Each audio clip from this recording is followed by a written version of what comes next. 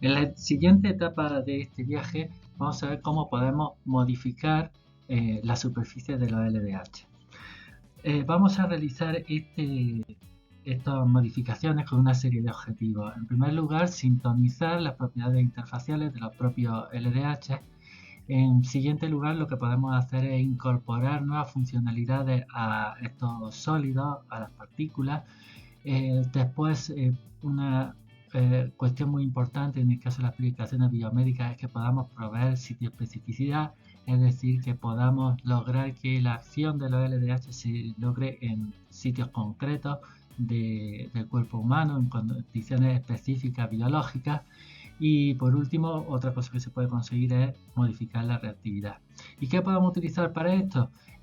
Hay una gran variedad de compuestos o de elementos que podemos incorporar a la superficie, dado que además no tenemos que lograr que se intercalen, sino solamente que se incorporen a la superficie. Entre ellos están, para empezar, surfactantes, como ya hemos visto, pueden llegar a tener mucha afinidad por la superficie, y después una serie de, por ejemplo, fármacos o ligandos que puedan interaccionar con los LDH de forma fuerte. Polielectrolitos van a ser muy importantes porque van a tener muchos sitios de interacción, o también proteínas o biomoléculas. Una de las posibilidades va a ser modificar la superficie con aniones, y más específicamente con aniones que presenten una gran afinidad por la superficie de los LDH. Este es el caso del risedronato. Es un fármaco que se utiliza para inhibir la resorción ósea, tiene una gran afinidad por hueso, y que esta afinidad por hueso viene dada por la presencia de dos grupos fosfonatos.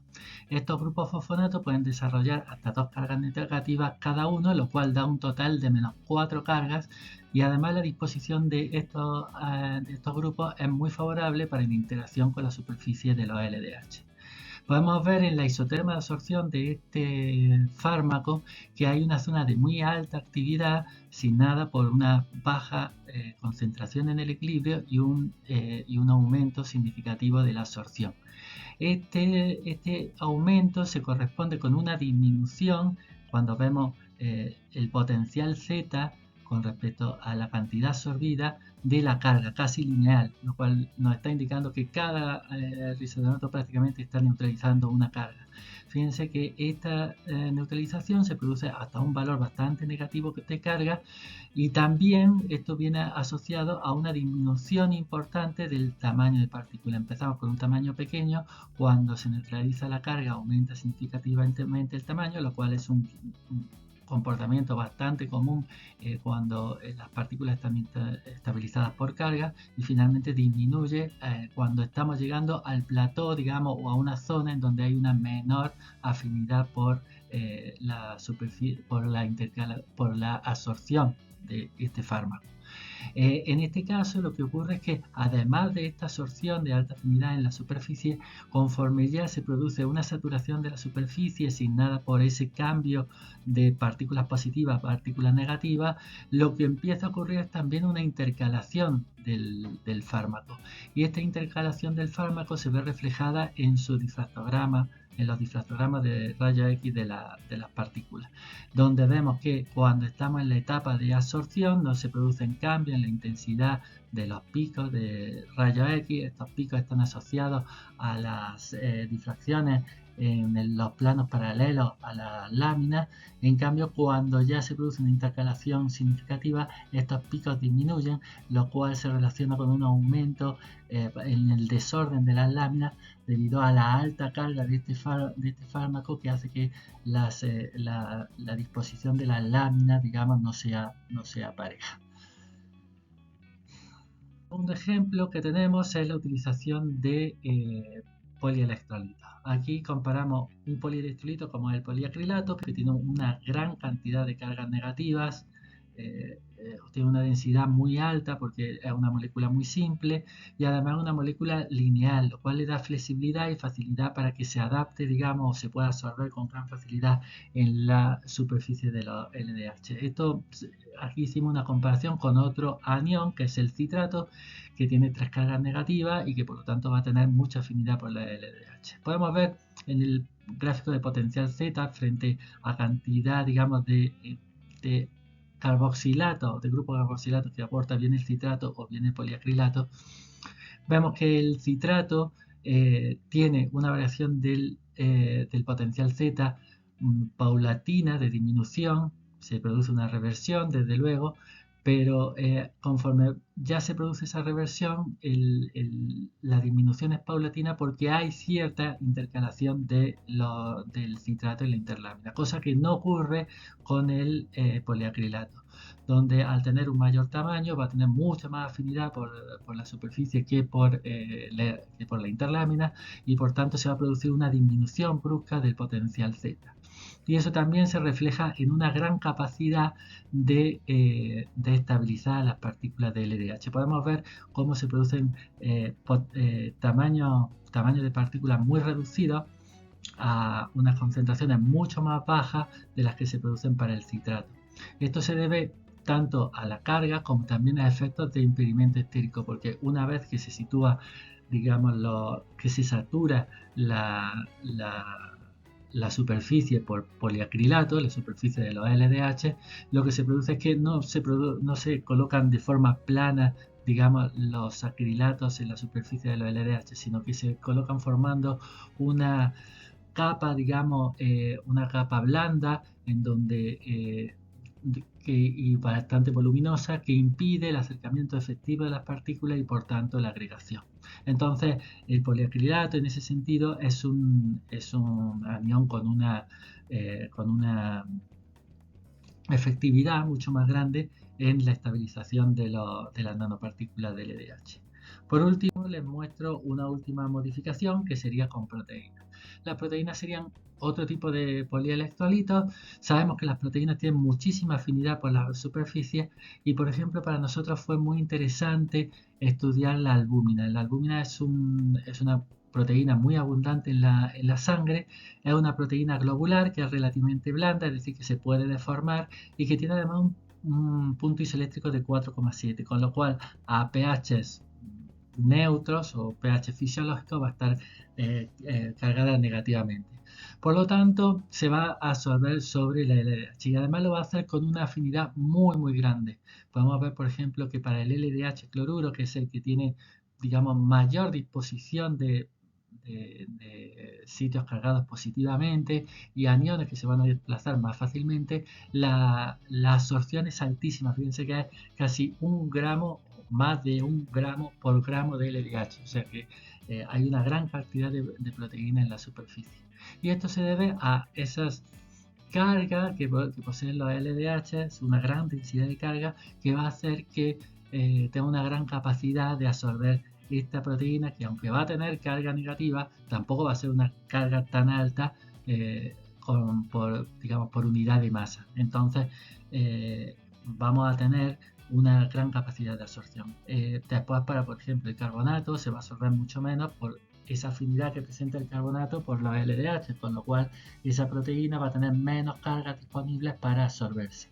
Y para el que va a tener menos absorción va a ser para el SDS, que digamos, LDH, que tiene un surfactante en la superficie, porque como hemos visto, estas LDH van a tener una carga negativa y por tanto para estos sólidos son para los que menor afinidad van a tener, porque van a haber, digamos, repulsiones electrostáticas entre la superficie de la partícula y la albúmina. Bueno, al llegar a este punto creo que es bueno realizar un pequeño alto porque entramos, digamos, en la parte más álgida o la parte central de lo que es esta presentación, que es la interacción con el medio biológico. Hasta ahora lo que hemos visto son aspectos bastante físico-químicos, donde podemos aplicar conceptos bien de la química inorgánica o bien de la físico-química propiamente dicha, en donde la acción de los químicos casi que es suficiente, si bien hay elementos de farmacia, elementos también de biología, etcétera. Pero a partir de aquí fue necesaria la colaboración de químico-biológicos y sobre todo quiero destacar la participación de Cecilia Basti, que se incorporó como becaria postdoctoral a nuestro grupo y que fue esencial en el desarrollo de este proyecto. A la hora de estudiar la interacción con el medio biológico es esencial comprender el concepto de identidad biológica.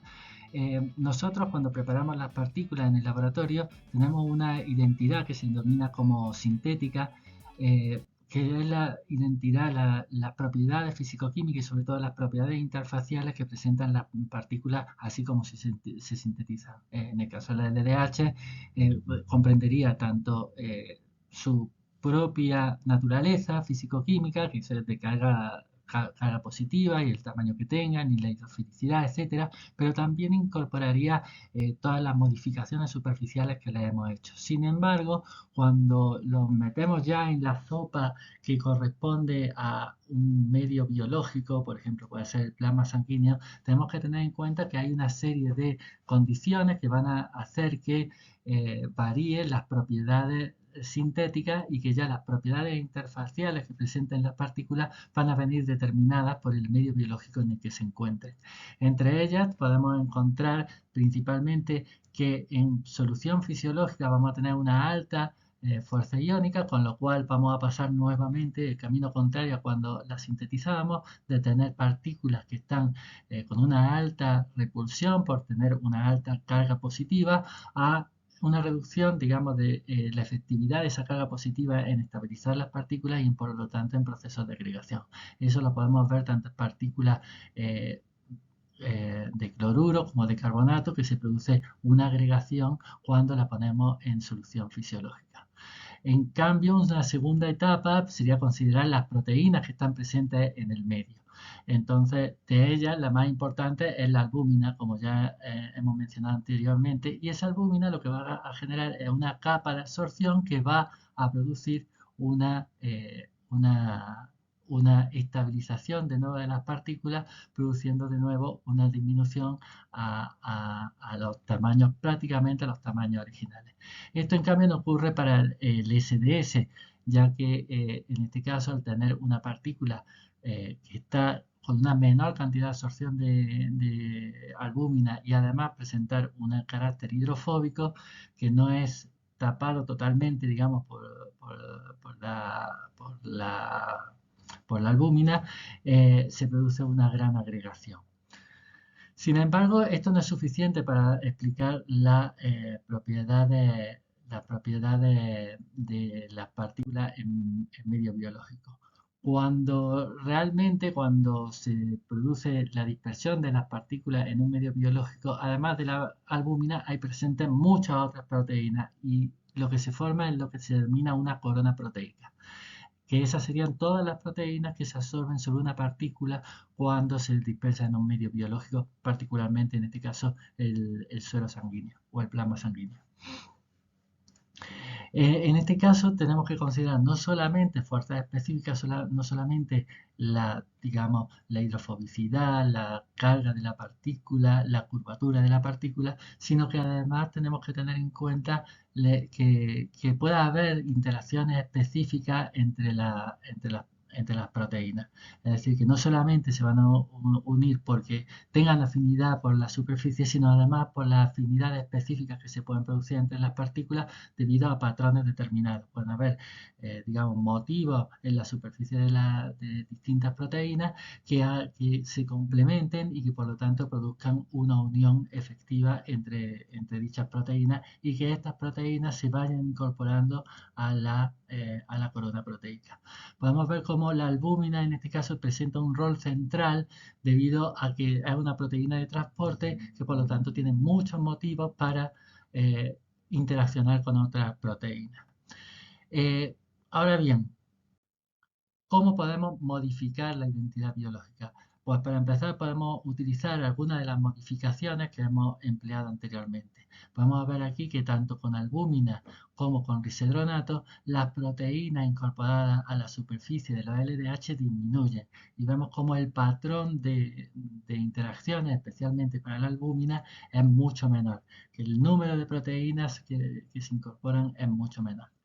Esto es significativo y va a dar a una corona proteica bastante distinta a la que se obtenía para los LDH sin modificación superficial.